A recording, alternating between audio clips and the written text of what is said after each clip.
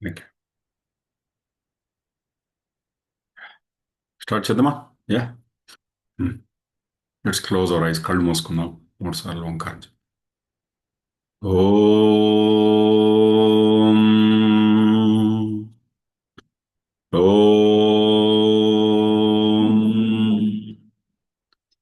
ఓం. గురుర్బ్రహ్మా గురుర్విష్ణుః గురుర్దేవో మహేశ్వరः గురుः సాక్షాత్ పరం బ్రహ్మ తస్మై శ్రీ గురవే నమః. అఖండమండలాకారం వ్యాప్తం యేన చరాచరం త్వత్పదం దర్శితం యేన తస్మై శ్రీగురవే నమః. గురవే సర్వలోకానాం విషజే భవరోగిణాం నిధయే సర్వవిద్యానాం దక్షిణామూర్తయే నమః. ఓం నమః ప్రణవార్థాయ శుద్ధజ్ఞానైకమూర్తయే నిర్మలాయ ప్రశాంతాయ దక్షిణామూర్తయే నమః. సదాశివసమారంభాం శంకరాచార్యమధ్యమాం అస్మశ్రీగురుపర్యంతం వందే గురుపరంపరాం. వక్రతుండమహాకాయ కోటిసూర్యసమప్రభ నిర్విఘ్నం కురు మే దేవ సర్వకార్యేషు సర్వదా. అలాగే శాంతి మంత్రాన్ని ఒకసారి చెప్తాను. ఓం పూర్ణమదః పూర్ణమిదం పూర్ణాత్ పూర్ణముదచ్యతే పూర్ణస్య పూర్ణమాదాయ పూర్ణమేవావశిష్యతే. ఓం పూర్ణమదః పూర్ణమిదం పూర్ణాత్ పూర్ణముదచ్యతే పూర్ణస్య పూర్ణమాదాయ పూర్ణమేవావశిష్యతే. ఓం పూర్ణమదః పూర్ణమిదం పూర్ణాత్ పూర్ణముదచ్యతే పూర్ణస్య పూర్ణమాదాయ పూర్ణమేవావశిష్యతే. ఓం శాంతి శాంతి శాంతి. జై గురుదేవ్ అండి. అందరికీ నమస్కారం. ఈరోజు ఈ ఈశావాస్య ఉపనిషత్ జ్ఞాన చర్చకి అందరికీ స్వాగతం సుస్వాగతం. యా.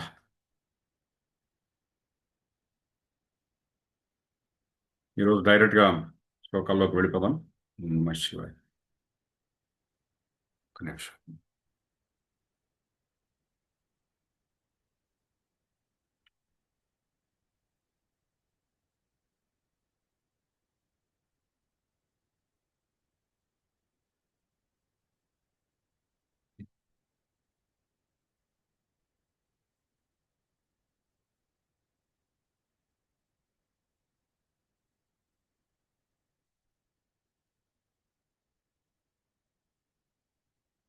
ఈరోజు శ్లోకం ఏమంటే, అంధః తమః ప్రవిశంతి ఏ సంభూతిముపాసతే తతో భూయ ఇవతే తమో యవు సంభూత్యాగం వ్రతాః. ఏమో దీని ఒక అర్థం, యథాతథంగా దీని అర్థం తీసుకుంటే, కంటికి కనబడని ఆ శక్తిని ఎవరు ఆరాధిస్తారో వాళ్ళు చాలా ఒక చీకటిలోకి వెళ్ళిపోతారు. కంటికి కనబడేదాన్ని ఆరాధించిన వాడు ఇంకా చీకటిలోకి వెళ్ళిపోతారు. అంటే ఆ ఒక్క ప్రపంచమే అలా ఉంది, ఆ ఒక్క చైతన్యమే అలాగే ఉంది అని దీంట్లో చెప్పుకుంటూ వస్తున్నాడు. అన్యదేవాహు సంభవాదన్యదాహురసంభవాత్ ఇది శుశ్రూమధీరాణం ఏనస్తద్విచచక్షిరే. సో అయితే కంటికి కనబడే ఆ పరమాత్మ ఒక దేవుడి పైన, సృష్టి పైన, దీనిపైన ధ్యానం చేస్తే దాని నుంచి వచ్చే రిజల్ట్స్ వేరే. కంటికి కనబడని అంతటా వ్యాపించి ఉన్న పరమాత్మ తత్వం పైన ధ్యానం చేస్తే దాని నుంచి వచ్చేటువంటి లాభాలు అంటే రిజల్ట్స్ వేరే. ఒక్కొక్కటి ఒక్కో రకంగా రిజల్ట్ ఉంటుంది అని చెప్తున్నాం. సంభూతించ వినాశంచ యస్త్వత్పేదో భయగం సహ వినాశేన మృత్యుం తీర్త్వా సంభూత్యా మృతమశ్నుతే. ఓకే. ఎవరు సృష్టి స్థితిని ఆ తర్వాత ఏమొక లయ అన్నిటినీ సమంగా చూస్తారో వాళ్ళు ఈ మరణం అనే దాన్ని అధిగమించి వెళ్ళిపోతారు. వాళ్ళకి అమృతత్వం వాళ్ళకి సిద్ధిస్తుంది. అర్థమవుతుంది కదా! ఇది దీని యథాతథమైన ఒక ఆహ్, అర్థం దీనిది. సో, దీన్ని కాస్త విశదంగా చూసుకుంటూ గురుగారు ఏం చెప్పారో దాన్ని చూసుకుంటూ పోతాం. ఇప్పుడు ఏదైనా ఒక జబ్బు చేసిందనుకోండి. ఆ జబ్బు నుంచి బయట రావాలంటే ఏదైనా మెడిసిన్ తీసుకోవాలి మనం. ఓకే. ఇప్పుడు తలనొప్పి కలిగితే దానికి సంబంధపడ్డ మెడిసిన్ తీసుకుంటాం. ఇప్పుడు జిమ్నాషియంకి వెళ్తామండి. జిమ్నాషియంకి వెళ్తే శరీరానికి అంతటికి ఒకే ఎక్సర్సైజ్ చేపించరు కదా! ఒక్కొక్క అంగానికి భుజాలకి సెపరేట్ ఎక్సర్సైజ్ చేయిస్తారు. ఛాతీకి సెపరేట్ ఎక్సర్సైజ్ చేయిస్తారు. చేతులకు సెపరేట్ ఎక్సర్సైజ్ చేపిస్తారు. కాళ్ళకి సెపరేట్ ఎక్సర్సైజ్ చేయిస్తారు.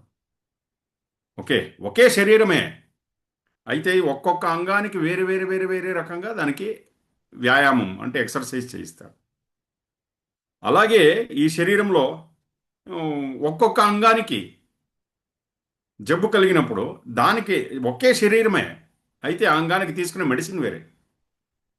తలనొప్పి వస్తే తీసుకునేది వేరే. జలుబు చేస్తే దానికి వేరే మెడిసిన్. అర్థమవుతుంది కదా! ఇంకేదో గుండె జబ్బు వచ్చిందనుకోండి. దానికి వేరే మెడిసిన్. ఒకే శరీరమే. అయితే వేరే వేరే వేరే వేరే మెడిసిన్స్ తీసుకుంటాము. ఆ! అలాగే సంగీతం తీసుకోండి. దాంట్లో కూడా వేరే ఒక్కొక్క మూడ్‌కి ఒక్కో రకమైన సంగీతం ఉంది. సంతోషంగా ఉండేటప్పుడు ఒక ఒక రకమైన మ్యూజిక్. దుఃఖంలో ఉన్నప్పుడు ఒక రకమైన మ్యూజిక్. అర్థమవుతుంది కదా! ఇప్పుడు సంతోషంగా ఉన్నప్పుడు దుఃఖమైన మ్యూజిక్ కొడితే ఎలా అనిపిస్తుంది? అలా. సో, అది దీంట్లో కూడా 7 రాగాలు 7 స్వరాలున్నాయి. స, రి, గ, మ, ప, ద, ని 7 స్వరాలు. ఇప్పుడు కొన్ని జంతువులు తీసుకోండి. ఒక్కొక్క జంతువు ఒక్కొక్క స్వరాన్ని చేస్తుంది. ఇప్పుడు ఏనుగు తీసుకోండి. ఏనుగు అది దాని పిచ్‌ని చూడండి. అది నిషాదం. అది చేసే స్వరం. ఓకే. అలాగా అలాగే కోయిల దానిదొక అది ఒక ఈ సప్త స్వరాల్లో ఒక స్వరం చాలా లోతుగా చేస్తుంది. అయితే మనిషి 7 స్వరాల పైన మనిషిలో అమర్చాడు దేవుడు. 7 స్వరాలు అమర్చాడు ఇక్కడ. ఓకే. సో, ఇలా వేరు వేరు అంతా ఒకటే అయినా వేరు వేరు వేరు వేరుగా ఉంది. ఈ భేదాన్ని తెలుసుకోవాలి. ఇది 2 ఉంది ప్రపంచములో. చైతన్యము ఒక్కటే. చైతన్యము ఒక్కటే. అయితే ఇది వ్యక్తమైండేది భేదములో వ్యక్తమైంది. అర్థమవుతుంది కదా! ఇక్కడేం చెప్తున్నారు? అవిద్యాయ మృత్యుం తీర్త్వా. సో, ఇవన్నీ తెలుసుకున్నప్పుడు మృత్యువుని అధిగమించిపోతావు. ఇప్పుడు ఒంట్లో ఆరోగ్యం బాలేదనుకోండి. దానికి కావాల్సిన మెడిసిన్ మనం తీసుకుంటాం. దానికి సరైన ఒక మంత్రాన్ని జపం చేస్తాం. ఎవరో చెప్తారు ఈ మెడిసిన్ ఉత్త మంత్రంలోనే పోదు కదా! మెడిసిన్ తీసుకుంటాం. వాళ్ళేమో చెప్తారు. మీకు ఈ గ్రహం బాలేదండి. ఆ గ్రహానికి ఏం చేయాలి? ఏదో ఒక జపం చెప్తారు. అది. అంటే ఈ మంత్రాలన్నీ ఏది ప్రాపంచికమైన ఒక విషయాన్ని పొందాలని చేస్తాం కదా! అది అవిద్య. ఏం సార్ మంత్రాలు కూడా అవిద్య అంటున్నారు మీరు అంటే, ఇక్కడ చెప్పే గురుగారు అదే చెప్తున్నారు. ప్రాపంచికమైన దాన్ని దేన్ని పొందాలనుకునే దానికి ప్రయత్నిస్తే అదంతా అవిద్య. ఆ? ఎందుకంటే దాని నుంచి మోక్షం అనేది లేదు. ఆ క్షణానికి రిలీఫ్ ఉంది. ఆ క్షణానికి మనకు దాని నుంచి ఒక మనశ్శాంతి కలుగుతుంది. మోక్షం అనేది లేదు. విద్య నుంచి ఏం వస్తుంది? ఆ ఒక అమృతత్వాన్ని సాధిస్తాం, మోక్షాన్ని సాధిస్తాం, ఆనందాన్ని సాధిస్తాం, ముక్తిని సాధిస్తాం. అయితే 2 కావాలి. ఈ ప్రపంచంలో ఉన్నప్పుడు ఈ శరీరాన్ని చూసుకోవాలి. అలాగే ఈ శరీరం లోపల ఉన్న చైతన్యాన్ని చూసుకోవాలంటే ఆ విద్య కూడా మనం సాధించాలి. ఆ? ఆరోగ్యం తప్పినప్పుడు, అనారోగ్యంలో ఉన్నప్పుడు దానికోసం ఏం చేయాలో అది చేయాలి.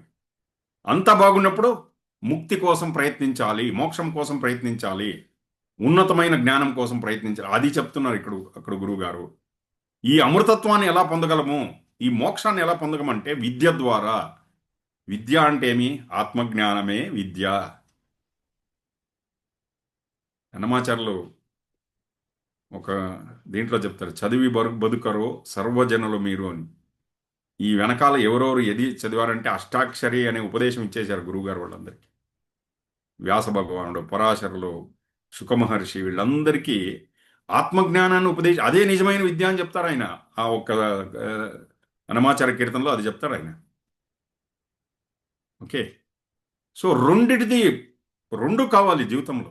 ప్రాపంచికమైన ఇక్కడ దీన్ని సాధించాలి, అలాగే అమృతతుల్యమైన ఆత్మజ్ఞానాన్ని కూడా సాధించాలి. అందుకే మనము ఈ మనుష్య జన్మ ఎత్తుకుని వచ్చాం. వేరే ఏ జంతువులకు కూడా ఈ ఒక్క ఫెసిలిటీ లేదండి. ఏ జంతువు కూడా ఎవరైనా మోక్షం పొందాలని మనిషిగానే పుట్టాలి. మనిషిగా పుట్టేదే దీనికోసం అని చెప్తున్నారు గురువు. అందుకే కంటికి కనబడేటువంటి రూపాన్ని కూడా సగుణోపాసన అది కూడా చేయాలి. అలాగే సగుణోపాసనకి దానితో ఒక స్థానం ఉంది. అలాగే నిర్గుణోపాసన అంటే కంటికి కనబడని, అంతటా వ్యాపించి ఉన్న సర్వశక్తుడైన సర్వవ్యాపకుడైన ఆ ఒక పరమాత్ముడు ఉన్నాడు కదా, అది కూడా సాధించాలి. ఎలా? ఆత్మజ్ఞానం ద్వారా సాధించాలి. వింటున్నారా? Are with me? Yeah. So ఇంకాస్త ముందుకెళ్తున్నారు గురుగారు. ఇప్పుడు చూడండి, ఒక ఆడ మగ కలియుకతో శరీరాలు కలిసినప్పుడు అప్పుడు ఏమవుతుందంటే, మగ నుంచి ఒక స్పెర్మ్ వస్తుంది, ఒక ఆడ శరీరం నుంచి ఒక ఒక ఒక జీవకణం వస్తుంది. ఆ రెండు జీవకణాలు చేరితే కొద్ది రోజులకి పిండంగా మారుతుంది అది. ఆ తర్వాత అది ఎదగడం ప్రారంభిస్తుంది గర్భంలో. ఒకే జీవకణమే కళ్ళుగా మారతాయి. ఒకే జీవకణమే కిడ్నీలు అవుతాయి. ఒకే జీవకణమే హృదయంగా అవుతుంది. ఒకే జీవకణమే మెదడుగా అవుతుంది. ఓకే. ఒకే శరీరం అయినా కూడా అంగాలన్నీ వేరే వేరే వేరే వేరే వేరేగా ఉంది. అర్థమవుతుంది కదా? పరమాత్మ ఒక్కడే. అయితే ఈ ప్రపంచంలో దేవతలు చాలామంది ఉన్నారు. దేవతలు అనేది ఏమిటి? ఆత్మ ఒక్కటే. అయితే దేవతలు ముక్కోటి దేవతలు. దేవతలు అంటే ఏమిటి? అదొక దైవీ శక్తి. అర్థమవుతుంది కదా? అందుకే పరమాత్మ దేవత. పరమాత్మ అంటే ఏమిటి? అంతటా వ్యాపించి ఉన్నాడు. ఈ దేవతల ద్వారా పనిచేస్తున్నాడు ఆయన. కంటికి కనబడదు ఈ శక్తులన్నీ, సూక్ష్మ స్థితిలో ఉంటుంది ఇవన్నీ. ఈ దేవతల ద్వారా ఆయన అన్ని పనులు చేసి. సో మనకు ఈ డిస్టర్బెన్స్ ఏ లెవెల్స్లో వస్తుంది? అలజడి. మూడు రకాలుగా అలజడి వస్తుంది: ఆధ్యాత్మికంగా, ఆది దైవికంగా, ఆది భౌతికంగా. అందుకే మనం 3 సార్లు ఓం శాంతి శాంతి శాంతి ఎందుకు చెప్తామంటే, ఈ 3 లెవెల్స్లో కూడా శాంతి ఏర్పడాలని చెప్తాం. ఒకటి శారీరక, అంటే ఫిజికల్ లెవెల్లో, దీన్ని ఆది భౌతికము అంటారు. రెండవది సూక్ష్మ, అంటే మనస్సు, బుద్ధి, జ్ఞాపకం, అహంకారం. ఇది సూక్ష్మ శరీరం. మనం 7 లెవెల్స్ ఆఫ్ ఎగ్జిస్టెన్స్ హ్యాపీనెస్ ప్రోగ్రాంలో చూస్తాం కదా. దాంట్లో సూక్ష్మ శరీరం ఏది? మనస్సు, బుద్ధి, జ్ఞాపకం, అహంకారం. ఇది 4. ఇది సూక్ష్మ శరీరం ఇది. ఓకే. సో అక్కడ శాంతి ఏర్పడాలంటే దానికి ఒక శాంతి, ఓం శాంతి, రెండవ శాంతి దానికోసం. మూడోది ఏమిటి? ఆత్మ, మనస్సు, బుద్ధి, జ్ఞాపకం, అహంకారం అనమాట. సెల్ఫ్ అంటారు అక్కడ మనకు నేర్పిస్తారు. ఆత్మ, అక్కడ ఆ స్థితిలో మనకు శాంతి చేకూరాలంటే దానికోసం శాంతి. సో ఈ 3 లెవెల్స్లోనూ శాంతి తీసుకురావాలని 3 సార్లు మనం శాంతి శాంతి శాంతి అని చెప్తామన్నమాట. ఓకే. ఒక్కొక్క శరీరంలో ఒక్కొక్క అంగము కూడా ఒక్కొక్క దేవతకు కనెక్ట్ అయి ఉంది. సో ఈ సూక్ష్మము, స్థూలము రెండు కనెక్ట్ అయి ఉందన్నమాట. ఇప్పుడు గురుగారు చెప్తున్నారు, ఈ దేవతలంతా ఎక్కడుంటారని. వీళ్ళ కోసం ఒక గ్రహం ఏమన్నా ఏర్పాటు చేశారా అంటే కాదు. అప్రాకృత దివ్య మానుష రూపము. అప్రాకృత కంటి, ప్రాకృత అంటే పంచభూతాల శరీరం తీసుకొస్తే అది ప్రాకృతమైనది. అప్రాకృతము అంటే ఏమిటి? శరీరం లేదు. ఓకే. వాళ్లకు ఈ ఒక పంచభూతాలతో నిర్మాణమైన శరీరం లేదు. అయితే జ్యోతి స్వరూపులుగా ఉన్నారు వాళ్ళు, వెలుగుగా ఉన్నారు, ప్రకాశంగా ఉన్నారు వాళ్ళు. సో ఎక్కడ ఉంటారు వాళ్ళు అంటే, ఎక్కడెక్కడ వాళ్ళకు సంబంధపడిన మంత్రము చెప్పినప్పుడు ఆ వెలుగు దిగుతుంది. తత్పురుషాయ విద్మహే వక్రతుండాయ ధీమహి తన్నో దంతి ప్రచోదయాత్. గణపతి ఆవాహనం. తత్పురుషాయ విద్మహే మహాదేవాయ ధీమహి తన్నో రుద్ర ప్రచోద. ఈశ్వరుడవా. తన్నో విష్ణు ప్రచం. ఇట్లా ఆ మంత్రాన్ని జపిస్తూ ఉంటే ఆ ఒక్క శక్తి అక్కడ ఆ వైబ్రేషన్స్ చుట్టూ ఏర్పడుతుంది. అర్థమవుతుంది కదా. ఈ ఎలక్ట్రిసిటీ లాగా ఇది. ఎలక్ట్రిసిటీ దేనికి ఉపయోగించవచ్చు? Light, fan, air conditioner, iron box, వేరే వేరే వేరే ఉపయోగాలకు దానికి ఉపయోగిస్తాం. అయితే అంతటా ఉండేది, లోపల ఉండేది ఏమిటి? ఒకే విద్యుత్ శక్తి. అంటే అది పరమాత్మ తత్వం. అయితే ఉపయోగించేది అది ఏ రకంగా వస్తుంది? దాని ఉపయోగాల పైన దాని రూపం మారుతుంది. అర్థమవుతుంది కదా. దేవతలు వేరే వేరే వేరే వేరే ఉంటారు. వాళ్ళ లోపల ఈ పరమాత్మ శక్తే చేరి వాళ్ళతో ఈ పని చేయిస్తుంది. ఇది మనం అర్థం చేసుకోవాలి. నాకు ఎయిర్ కండిషన్ అవసరం లేదు, లైట్ అయితే చాలు. లైట్కి ఎలక్ట్రిసిటీ వద్దు. అక్కడ కావాలంటే అక్కడ కూడా మీది ఎయిర్ కండిషనర్ కావాలంటే దానికి ఎలక్ట్రిసిటీ కావాలి. ఒక్క అనంతమైన ఒక్క ఉనికి ఆత్మం, అదే మనం. అయితే దాంట్లోనూ భిన్నత్వం ఉంది. వేరే వేరే రూపాలుగా అది వ్యక్తమైంది. ఓకే. సో కళ్ళు చేసే పని కళ్ళు చేస్తుంది. కళ్ళు వాసన చూడగలదా? లేదు. కళ్ళు ఒకే ఆ జీవకణంతో నిర్మాణమైంది. అయితే కళ్ళు ఏం చేయాలి? చూస్తుంది. ముక్కు పని ఏంటి? సువాసన తీసుకోవడం. నేలకు పని ఏంది? రుచి చూడడం. ఓకే. ఒకే జీవకణముతో నిర్మాణమైనా కూడా ఇదంతా వేరు వేరు వేరు వేరు పనులు చేస్తుంది. వాళ్ళ వాళ్ళ బాధ్యతలు వేరే ఉంటుంది. సంభూతి అండ్ అసంభూతి. ఈ ఒక్క డిఫరెన్స్ని మనం చూడాలి, భేదాన్ని గమనించాలి. ఆ? సో ఇది చాలా ముఖ్యం. ఈ విశ్వమంతటా ఏమిటి? ఒకే శక్తి వి- భిన్న భిన్నంగా వేరు వేరు రకంగా ప్రకటమైంది. శరీరాలు వేరే, ఆడ శరీరము, మగ శరీరము, స్థూలములో అన్నీ వేరువేరుగా ఉంది. లోపలికి వెళ్తూ వెళ్తూ అంతా ఒక్కటే. Grosser level you feel there is a difference when you go inward. లోపలికి వెళ్తూ వెళ్తూ the one energy, that is the ఆ చైతన్యం ఒక్కటే అంతా నడిపిస్తుంది. చూడడానికి వేరే వేరేగా కనబడుతుంది. ఆ? అయితే దాని వెనక దాని లోపల ఉండేదంతా ఒకే శక్తి. దీన్ని పట్టుకోవాలని చెప్తున్నారు. దీన్ని పట్టుకుంటే ఈ ఒక్క విద్య, దీన్ని పట్టుకుంటే ఆ తర్వాత శరీరం వదిలిన తర్వాత ఒక లోతైన ఆ ఒక ఉమ్, రాత్రి, చీకటి. రాత్రి అంటే అమ్మవారు కాళరాత్రి అంటే ఏమి? రేపు అష్టమి అంటే ఈరోజు కాళరాత్రి అని పిలుస్తారు. దుర్గాశక్తిని ఈరోజు కాళరాత్రి, వెనక రోజు. అమ్మవారు రాత్రి స్వరూపం. అందుకే దుర్గా సప్తశతిలో రాత్రి సూక్తం కూడా చెప్తారు అక్కడ. రాత్రి సూక్తం అని ఒకటి ఉంది. ఓకే. ఎవరు ఈ అంతా ఒక్కటే ఆ శక్తిని పట్టుకుంటారో ఆ, వాళ్ళు లోతైన ఆ రాత్రి నిలబెడతారు. ఎవరు అన్ని వేరే వేరే వేరే వేరే రూపాలని ఆరాధిస్తారో వాళ్ళు ఇంకా లోతైన ఆ చీకట్లోకి వెళ్ళిపోతారు. ఓకే. సో వేరే వేరే మంత్రాలని మనం దాన్ని అనుసంధానం చేస్తే వేరే వేరే రిజల్ట్స్ వస్తాయి.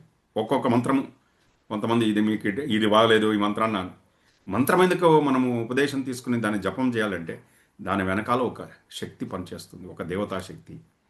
అయితే ఆ మంత్రము ఉపదేశం తీసుకుని దాన్ని చెప్పేక ముందు ధ్యానం చేయాలి. ఫస్ట్ అనంతమైన ఆ చైతన్యాన్ని గురించి ధ్యానం చేయాలి. ఆ తర్వాత మంత్రము, ఆ తర్వాత ధ్యానం. శాండ్విచ్ చేయాలి. ఫస్ట్ ధ్యానము, తర్వాత మంత్రజపము, ఆ తర్వాత మళ్ళీ మళ్ళీ ధ్యానం.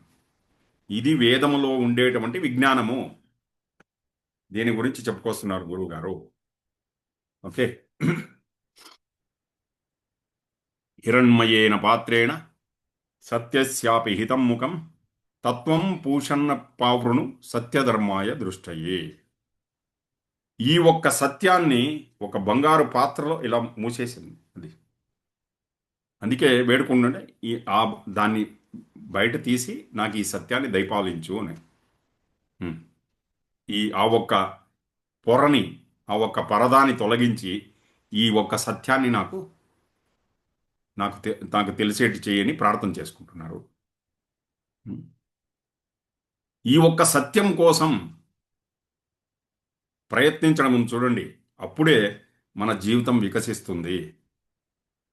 ఆ? ఇది వేరే వేరే లెవెల్స్లో ఉంటుంది. అది చెప్పుకుంటూ వస్తున్నాడు. ఉం? మనమందరం ఏమంటే దేవుడు ఒకడే అని చెప్తాం. ఇప్పుడు ఉపనిషత్తులో అదే చెప్తుంది. ఆయన ఎందుకే ఒకడు ఉండాలి? ఇది ఇంకొక చూడండి, క్వశ్చన్లు వేసి వేసి వేసి వేసి లాజికల్ బ్రెయిన్ ఉంది కదా, దాన్ని బాగా కెలుకుతున్నారు ఇక్కడ. ఓకే. ఆ? ఎందుకు వేరు వేరు వేరే రూపాల్లో రాకూడదు ఆయన? వేరు వేరు రూపాల్లో వస్తే కాన్ఫ్లిక్ట్ వస్తుంది, మనలో ఘర్షణ, ద్వంద్వం. మనకు చాలా కంఫర్టబుల్ ఏమిటి? ఒకడే ఉంటే కంఫర్ట్. చాలా రూపాల్లో ఉంటే అప్పుడు దేవుడు సర్వశక్తుడా? ఇది ఇంకొక లెవెల్. ఆ? సో దేవుడు ఇలా ఉండాలని మీరు శాసించడానికి మీరెవరో నడుపుతున్నారు. పరమాత్మ ఇలా ఉండాలి అని శాసించడానికి ఆయన ఏకరూపం ఉండొచ్చు, బహురూపం ఉండొచ్చు. మనం పొద్దున్నే లేస్తూనే ఉమ్, ఏదో ఇంట్లో ఉంటే ఓ పంచ కట్టుకుని ఓ బనీని వేసుకుంటాం. ఆఫీస్కి పోవాలంటే 3 పీస్ సూటో లేకపోతే కుర్తా పైజామానో ఏదో వేసుకుని వెళ్తాం. ఈవినింగ్ అవుతూనే ఇంకేదో ట్రాక్ ప్యాంట్ వేసుకుని వాకింగ్ వెళ్తాం. నైట్ ఏదో నైట్ డ్రెస్ వేసుకుంటాం. అదే కదా, అలాగే దేవుడు అలా అలా చేయొచ్చు కదా. ఆయన స్వాతంత్రం ఆయనకు ఉంది. ఆయన ఏ రూపంలోనైనా రావచ్చు. గురుగారిని అడిగారు, ఏం గురుగారు, దేవుడు ఎప్పుడు ఇప్పుడు AK-47, AK-52 ఇన్ని రకరకాల కొత్త కొత్త ఆయుధాలు వచ్చింది. ఈ మన భారతదేశంలో దేవుళ్ళు ఇంకా పాత ఆయుధాలు పెట్టుకున్నారు, ఏం సమాచారం? ఇంకా అందుకే గురుగారు చెప్పారు, అది అప్పట్లో ఉంది, మనం ఇప్పుడు ఏం ఊహించుకోవాలంటే దేవుడు కూడా ట్రెండ్ మారుతుంది. కూలింగ్ గ్లాస్ వేసుకొని తిరుగుతారు. చూసే చూసే కళ్ళు ఉండాలే తప్ప అర్థమవుతుంది కదా, ఆయన ఎలాగైనా రావచ్చు, ఆయన ఎలాగైనా మేనిఫెస్ట్ కావచ్చు ఆయన. ఓకే. విరూపేభ్యో విశ్వరూపేభ్యశ్చవో నమో నమః. రుద్రంలో ఒక మంత్రం ఇది. ఏమి వింటున్నారా? Real with me? Yeah sir.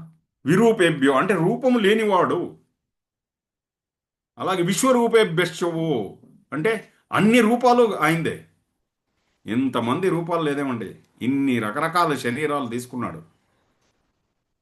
దేవుడు ఎక్కడ ఆ శరీరం లోపల దాక్కున్నాడు ఆయన, ఆ శరీరంలో ఉన్నాడు ఆయన. ఇప్పుడు అందుకే గురుగారు ఏం చెప్తారంటే, ఈ ప్రపంచంలో కొన్ని తెగలు ఉన్నారు, వీళ్ళందరూ ట్రైబల్ పీపుల్. ఇక్కడ బ్రిటిష్ కొలంబియా, కెనడాలో, న్యూజిలాండ్కి పోతే అబోరిజన్స్ ఇన్ ఆస్ట్రేలియా, వీళ్ళందరూ ఏం చేస్తారంటే దిక్కులకు నమస్కరిస్తారు వాళ్ళు. అక్కడ ఉన్న కొండల్ని దేవుళ్ళుగా చూస్తారు వాళ్ళు. అక్కడ కొండలు, అక్కడ నదులు, ఎన్నో వందల సంవత్సరాల నుంచి నించున్న వృక్షాలు, దాన్నన్నింటినీ దేవతలుగా చూస్తారు, దేవుళ్ళుగా వాళ్ళు ఆరాధిస్తారన్నమాట. మన భారతదేశంలో కూడా చెట్లను ఆరాధిస్తాం, నీటిని ఆరాధిస్తాం, అగ్నిని ఆరాధిస్తాం, మనము జంతువులను ఆరాధిస్తాం కదా. ఒక గోవుకు నమస్కారం చేస్తే 33 కోట్ల దేవతలు ఆ గోవు శరీరంలో ఉందని మనం భావిస్తాం, మనం తల్లిగా చూస్తాం. ఓకే. సో అలాగే విగ్రహాలు కూడా పెడతాం. ఎక్కడ? దేవస్థానంలో విగ్రహాలు పెడతాం. విగ్రహాలు రీసెంట్గా వచ్చింది అని చెప్తున్నారు గురువుగారు. ఇంతకుముందు విగ్రహాలు, రాముడు పుట్టిన తర్వాత రాముడు విగ్రహం వచ్చింది, కృష్ణుడు వచ్చిన తర్వాత కృష్ణుడి విగ్రహం వచ్చింది. అర్థమవుతుంది కదా ఏమి? అలాగని కృష్ణుడు ఇప్పుడు లేదని కాదు, కృష్ణ శక్తి ఉంది. రాముడు లేదని కాదు, రాముడి శక్తి ఉంది. ఆ చైతన్యమే, దానికే రాముడని పిలుస్తాం, దానికే కృష్ణుడని పిలుస్తాం, దానికే శివుడని పిలుస్తాం, దాన్నే అమ్మవారిని కొలుస్తాం. అదే చైతన్యమే అంతటా వ్యాపించి ఉన్న అదే చైతన్యమే. ఓకే. విగ్రహాలు ఇప్పుడు పెట్టుకుంటున్నాం ఎందుకంటే మనం ఒక ఏదో ఒక రిలేషన్ కావాలి కదా మనకు, చెప్పుకోవాలి కదా, మన బాధలు చెప్పుకోవాలి, లేకపోతే మన ఎమోషన్స్ షేర్ చేసుకోవాలి. దానికోసం ఒక విగ్రహం కావాలి మనకు. అందుకే ఒక విగ్రహాన్ని పెట్టుకుని అది ఎటువంటి ముక్కు, కన్ను, ఇదే నోరు అలా అంతా పెట్టి దేవుణ్ణి చేసి, సో ఇవన్నీ మనం దేవునికి మనం ఏం చేస్తాం? పొద్దున్నే లేస్తానే మీరు చూడండి, కొన్ని విష్ణు ఆలయాల్లో పోతే దేవుడికి పొద్దున్నే లేస్తానే ఆయనకు దంతధావనం అని చేసి పళ్ళు రుద్దుతారు. దంత తలకు నూనె అంటుతారు. అభిషేకం చేయిస్తారు. మంచి వస్త్రాలు తొడుగుతారు ఆయనకి. మంచి వజ్రాలంకారం చేస్తారు. ఇవన్నీ ఎందుకంటే ఏదో ఒక దాన్ని చేస్తూ చేస్తూ అలాగే లయమైపోతుంది మనసు దాంట్లోపలనే. అది ఎందుకో అందుకోసం పెట్టాడు అది. విగ్రహాలు ఈనడం వచ్చింది ఒక 4-5 వేల సంవత్సరాల నుంచి అని చెప్తున్నారు గురుగారు. అయితే విగ్రహాలకు ముందు ఏం పూజ చేస్తున్నాము? యంత్రాలు పూజ చేస్తున్నాము. ఇది చాలా ముఖ్యము. యంత్రాలు ఎందుకు? యంత్రాలు అంటే ఒక సర్క్యూట్ లాగా. ఇప్పుడు మీరు ఒక కంప్యూటర్ ఓపెన్ చేస్తే దాని లోపల ఒక పీసీబీ ఉంటుంది, ప్రింటెడ్ సర్క్యూట్ బోర్డు. లేకపోతే టీవీ ఓపెన్ చేస్తే దాని వెనకాల దాని లోపల ఎనర్జీ పాస్ అవుతుంటుంది. అలాగే ఒక దేవతామూర్తి ప్రతిష్టాపన చేయాలంటే దాని కింద ఒక యంత్రాన్ని, ఆ యంత్రానికి ఎన్నో లక్షల జపాలు చేసి ఆ యంత్రాన్ని ఎనర్జైజ్ చేసి దేవుడి కింద పెడతారు. ఇవన్నీ మనకు తెలిసి ఉంటుంది. ఇవన్నీ దాంట్లో ఒక శక్తి దానికి చార్జ్ చేసి పెడతారనమాట. సో ఇది మన ఋషులు తపస్సు చేసి కనుక్కున్నారు దీనంతా. దాని గురించి రాశారు. ఏ యంత్రం ఎలా ఉండాలి. వింటున్నారా? Real with me? Yeah. So ఇప్పుడు ఈ బుద్ధిస్ట్ సన్యాసి, ఒక బౌద్ధ సన్యాసి కొన్ని సంవత్సరాల వెనుక గురుగారిని కలవడానికి వచ్చాడు. చైనా నుంచి అతను లోతైన ధ్యానంలో ఉన్నప్పుడు అతనికి ఒక అనుభవం వచ్చింది. ఏమంటే ఆ, ఒక స్టార్ ఆఫ్ డేవిడ్ అంటారు, నక్షత్రంలాగా ఉంటుంది. 6 కోణాలు కలిగిన ఒక నక్షత్రంలాగా, షట్కోణము అంటారు దాన్ని. మధ్యలో ఒక బిందువు పెడతారు దాన్ని, షట్కోణం అని. అదే అతనికి ధ్యానంలో ఒక అనుభవం వచ్చింది. ఏదో కల్పన కాదు, కల్పించుకోలేదు, ధ్యానంలో అనుభవానికి వచ్చింది. ఆయన ఏం చేశాడంటే ప్రపంచమంతా తిరిగాడు దానికోసం, ఎక్కడుంది ఇటువంటి యంత్రము అని. చివరికి ఇజ్రాయెల్కి వెళ్ళాడు. ఇజ్రాయెల్కి వెళ్తే వాళ్ళ వాళ్ళ ఫ్లాగ్ ఉంది కదా, ఇజ్రాయెల్ ఫ్లాగ్లో ఈ స్టార్ ఆఫ్ డేవిడ్ అనేది ఉంది అక్కడ, ఆ షట్కోణం. ఇది బుద్ధిజంలో ఉంది, జైనిజంలో కూడా దీన్ని, వేరే వేరే ఒక మతాల్లో కూడా దీన్ని ఉపయోగిస్తారు దీన్ని. దాన్నంతా చూసి అక్కడెక్కడ తిరిగి దాని అర్థం ఏమిటి అని చెప్పి చివరికి భారతదేశం వచ్చాడు. ఇక్కడ వచ్చిన తర్వాత అతనికి తెలిసింది ఇది స్టార్ ఆఫ్ డేవిడ్ అని. అప్పుడు దాంట్లో ఎంత శక్తి ఉంది, ఆ ఒక అనుభవం అతనికి దొరికింది. సో మనం ఇప్పుడు మీరు ఆంధ్రప్రదేశ్లో ఒక పార్టీ చిన్న ఇది, ఒక పార్టీ దీన్ని ఉపయోగిస్తున్నారు. నేను ఇప్పుడు మనం ఈ ఆధ్యాత్మిక ప్రవచనంలో దీన్ని ఎందుకు మనం రాజకీయాలు ఎందుకు తీసుకురావాలి? ఫస్ట్ ఆఫ్ ఆల్ అది మన సబ్జెక్ట్ కాదు అది, అయినా కూడా ఓకే. సో ఈ దేవస్థానాల్లో ఈ మంత్రములు యంత్రములే చాలా ముఖ్యము. సంస్కృతంలో ఒక ఒక సామెత ఉంది. అర్చకుడు ఉన్నాడు కదా, అర్చకుడు ఎంత జపం చేస్తాడో, ఎంత సాధన చేస్తాడో, శిల కూడా శంకరుడుగా అయిపోతుంది. అర్చకస్య ప్రభావేన శిలాభవతి శంకర. అర్చకుడు ఎంత సాధకుడుగా ఉంటాడో అక్కడున్న ఆ శిల అది మాట్లాడడం అంటే అది రెస్పాండ్ అవ్వడం ప్రారంభిస్తుంది అని చెప్తున్నారు గురుగారు. దాంట్లో ఒక అనంతత అంటే infinity, it starts responding you. అర్థమవుతుంది కదా? సో అంత శక్తి ఆ యంత్రములో ఉంది, ఆ మంత్రంలో ఉందన్నమాట. సో ఈ స్టార్ ఆఫ్ డేవిడ్ అని చెప్పారు కదా, దీన్ని మధ్యలో ఆ ఒక బిందు ఉంటే దీన్నే గణేష యంత్రము అంటారు. ఇప్పుడు కొంతమంది గణపతి పూజ చేస్తే, కొంతమంది ఆ, ఆగమ శాస్త్రం తెలిసిన వాళ్ళు గణపతి బొమ్మ పెట్టి పూజ చేయరు. వాళ్ళు గణపతి యంత్రాన్ని రాసి ఆ యంత్రానికి పూజ చేస్తారు. వాళ్ళు ఆ యంత్రంలో బీజాక్షరాలతో గణపతిని ఆవాహన చేసి గణపతిని పూజ చేస్తారు. అలాగే ఆ యంత్రము చుట్టూ ఆ కోణాలన్నీ ఒక సర్కిల్తో కలిపేస్తే అది దుర్గా యంత్రం అయిపోతుంది. సో ఇటువంటిది మనకి ఏం వస్తుంది అంటే ఒక్కొక్కటి మనకు మనం మన సంకల్పాలు ఏముందో దాన్ని నెరవేరుస్తూ పోతుంది. ఎప్పుడు జీవితంలో విఘ్నాలు ఉన్నాయో అప్పుడు గణేష్ యంత్రాన్ని పూజ చేస్తాం, గణేషుని పూజ చేస్తాం. ఎందుకు? ఏనుగు ఎంత అపరిమితమైన శక్తి. ఎందుకు మన దేశంలో ఒక రూపాన్ని పెట్టి దాన్ని పూజ చేశారంటే గణపతిని చూస్తూనే మన కాన్షియస్నెస్ మారిపోతుంది, లోపల మన చైతన్యం మారుతుంది. అంత పెద్ద శక్తి మన లోపల దూరినట్టు అనిపిస్తుంది. మీకు చూడండి, ఆ, ఒక పెద్ద ఏనుగే మనలో అంత అంత శక్తి మనలోకి వచ్చినట్టు అనిపిస్తుంది. మనలో చైతన్యం మారిపోతుంది, కాన్షియస్నెస్ మారుతుంది. అర్థమవుతుంది కదా. అందుకే ఈ దేవతలు వాళ్ళ ఒక్క రూపాలు అది మనకు మన మనస్సు పైన ఒక ప్రభావం చూపిస్తుంది. దేవతలు అంటే ఏమిటి? అంత అగ్ని, వాయువు, నీళ్లు, అంటే ఆ, జలం, సూర్యుడు అంతా దేవతలే. అందుకే మన భారతదేశంలో ఆ దేవతల్ని ఆరాధిస్తూ వాళ్ళని గౌరవిస్తూ వస్తున్నారు మనము. అందుకే చూడండి, పూర్వీకులు ఎవరు వాయువుని కలుషితం చేసేవాళ్ళు కాదు, నీటిని కలుషితం చేసేవాళ్ళు కాదు. అర్థమవుతుంది కదా. ఈ ట్రైబల్ ఏరియాస్ మీరు చూడండి, ఇది పాడేరు అటువైపు అంతా వెళితే అక్కడ కొన్ని చిన్న చిన్న ట్రైబల్స్ ఉన్నారు కదా వాళ్ళందరూ. అక్కడ చిన్న చిన్న గ్రామాలు ఉన్నాయి. ఎంత క్లీన్గా పెట్టుకుంటారు తెలుసా వాళ్ళు. మీరు చూడాలి అక్కడ. వాళ్ళదే ఒక ఆలయాలు కట్టుకున్నారు అక్కడ. అమ్మవారి ఆలయం కట్టుకున్నారు, శివాలయం కట్టుకున్నారు, రామాలయం కట్టుకున్నారు. ఎంత శుద్ధమైన భక్తితో పూజ చేస్తారు వాళ్ళు. ముగ్ధమైన అమాయకమైన ఒక అయితే వాళ్ళందరికీ ప్రకృతితో ఎలా ఉండాలనేది కూడా తెలుసు వాళ్ళకి. ఎక్కడ గార్బేజ్ గిర్బేజ్ వేరు. గార్బేజ్ వేసేది ఎవడు తెలిసిన, ఇక్కడి నుంచి పోతారు చూడండి, తాగేసి బాటిల్ అంతా అక్కడే వేస్తారు, ప్లాస్టిక్ కవర్లు అక్కడే వేస్తారు. ఇవన్నీ చేసేది మనం చాలా చదువుకున్నాం కదా. పుట్టిన తర్వాత 15 సంవత్సరాలు 20 సంవత్సరాలు యూనివర్సిటీలో చదువుకున్నాం కదా. మనం పోయి అక్కడ చేస్తాం తప్ప వాళ్ళు ఎవరో అది చేయరు. వాళ్ళు వాళ్ళు అంత శుద్ధంగా పెట్టుకుంటారు ఆ అడవిని. అడవిని పూజిస్తారు వాళ్ళు.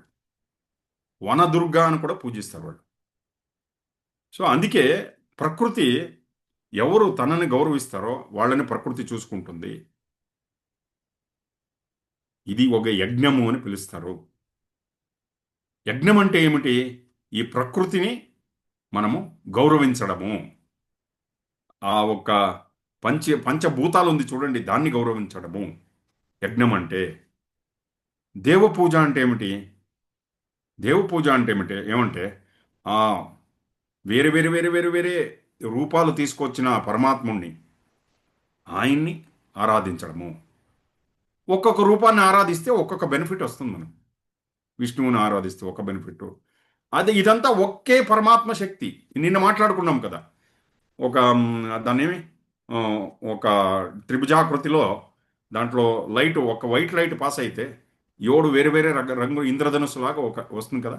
దాంట్లో ఒకటి విష్ణు, ఒకటి గణపతి, ఒకటి దుర్గా, ఒకటి ఇవన్నీ ఒకే పరమాత్మ శక్తితో వచ్చిన దాని నుంచి వెలువడిన శక్తులన్నీ ఇవన్నీ. ఉం? ఇది దేవ పూజ. సంగతీకరణం అని ఇంకోటి ఉంది. సంగతీకరణం అంటే ఏమిటి? అందరినీ కలిపి తీసుకువెళ్ళడము, అందరినీ మనతో తీసుకువెళ్ళడము. ఈ సంతోషం నాకు ఒక్కడికే ఉండి అని పెట్టుకునేది కాదు. మనకు ఒక్కడితో ఉండదు, చాలాసేపు ఉండదు. సంతోషాన్ని పంచుకోవాలి. Happiness has to be shared. నేను ఒక్కడే రూమ్లో సంతోషంగా కూర్చుంటానంటే కుదరదు. గురుగారు ఏం చెప్తారంటే సంతోషాన్ని పంచుకోవాలి. అలాగే మన ఇంట్లో 6-7 మంది ఉంటారు. ఒక్కరికి అనారోగ్యమైంది, ఒక్కరు అసంతోషంగా ఉన్నారు. అప్పుడు మనం ఇల్లంతా ఎవరో సంతోషంగా ఉండలేం. మనం ఏం చేయాలి? అప్పుడు ప్రయత్నించాలి. ఇంట్లో ఉండే వాళ్ళంతా సంతోషంగా ఉండే మనం మనం ప్రయత్నించాలి. ఇంట్లో ఉన్నప్పుడు అది మన బాధ్యత. అది ఇది ఆ, ఇది భౌతికంగా, మానసికంగా, భావోద్వేగంతో చేస్తారు కొంతమంది. అది పని చేయదు. అయితే ఇంకొకరిని సంతోషంగా ఎలా చేయగలము, వాళ్ళని సంతోషంలోకి ఎలా తీసుకురాగలము, దానికి 2 పాసిబిలిటీస్ చెప్తారు గురుగారు. 2 సాధ్యతలు. ఎలాగా? ఒకటి, వాళ్ళకి జ్ఞానములోకి తీసుకురావడము. చూడండి, కొంతమందికి కోట్ల కొద్ది ఆస్తులు ఉంటాయి. ఇంటి ముందర 4-5 కార్లు ఉంటుంది, 7-8 రూములు, అన్నిట్లోనూ ఏసీ ఉంటుంది. ఇక్కడ చల్లగా ఉండదు, ఇక్కడ మనశ్శాంతి లేదు. గుడిసెలో ఉంటాడు, ఎంత ఆనందంగా ఉంటాడో. ఈ కన్స్ట్రక్షన్ వర్కర్స్ చూడండి, వాళ్ళు అక్కడే మట్టిలో ఆడుకుంటూ ఉంటారు, ఎంత సంతోషంగా ఉంటారు. అక్కడే వంట చేస్తారు, అక్కడే స్నానం చేస్తారు. అర్థమవుతుంది కదా. జ్ఞానం ఒక్కటే, ఓన్లీ నాలెడ్జ్. జ్ఞానం ఎలాంటిదంటే వ్యాక్సినేషన్ లాగా, గురుగారు చెప్తున్నారు, ఇంజెక్షన్ లాగా. అది సంతోషాన్ని తీసుకొస్తుంది. ఓకే. కొంతమంది ఏం చేసినా జ్ఞానంలోకి రారు. అప్పుడేం చేయాలి? ప్రార్థన. ఆ ఒక అనంతమైన శక్తిని ప్రార్థించండి. ఆ ఆ వ్యక్తి జ్ఞానంలోకి రావాలని ప్రార్థించండి. వాళ్ళకి ఈ ఆత్మజ్ఞానం దొరకని, ఈ ఆత్మజ్ఞానం దొరికినప్పుడు అప్పుడు వాళ్ళు ఆ, సంతోషంగా మారుతారనమాట. సో అందుకే ప్రార్థనకి ఎంత శక్తి ఉందంటే ఒక ఎమోషనల్ టచ్ అది. అందుకే సంకల్పం తీసుకుంటాం మనం. అర్థమవుతుంది కదా, ఆ సంకల్పంలో అంత శక్తి ఉందన్నమాట. ఆలోచన కన్నా శక్తివంతమైనది ప్రార్థన. ఇది గురుగారు చెప్తున్నారు. అందుకే ఒక్క ఒక్క కుటుంబంలో ఒకడు సంతోషంగా ఉంటే చాలదు, పూర్తి కుటుంబమే సంతోషంగా ఉండాలి. అలాగే ఒక సమాజంలో ఒక్క కుటుంబం సంతోషంగా ఉంటే చాలదు, మన చుట్టూ ఉండే అదే అదే దివ్య సమాజ నిర్మాణం గురువుగారు చేపట్టారు. ఒక దివ్య సమాజ నిర్మాణం అంటే ఏమిటి? మన చుట్టూ ఉండే వాళ్ళు సంతోషంగా ఉండాలి. ఆ సమాజం అంతా ఎక్కడ సంతోషంగా ఉంటారో అప్పుడు అది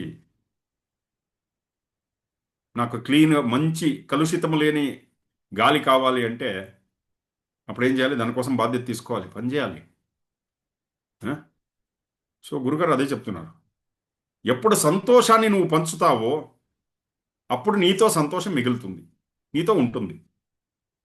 జ్ఞానాన్ని ఇస్తే జ్ఞానం ఉంటుంది, ఇంకా ఎక్కువ జ్ఞానం వస్తుంది. ఇది చెప్పుకుంటూ వస్తున్నారు గురుగారు. సో ఈ రోజుకి ఇంత చాలండి. ఉం? మిగిలింది రేపు చూద్దాం. ఓం నమ Shivay. Thank you for listening. జై గురుదేవ్. ఓం నమ శివాయ్.